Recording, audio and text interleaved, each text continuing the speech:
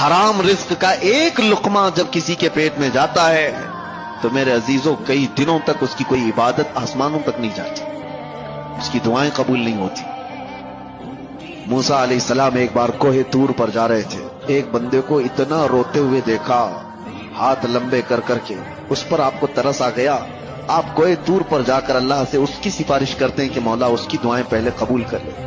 رب تعالیٰ فرماتا ہے موسیٰ وہ مانگتے مانگتے مر جائے، ہاتھ پھیلاتے پھیلاتے آسمانوں تک بھی لائے، تب بھی میں اس کی دعا نہیں قبول کروں۔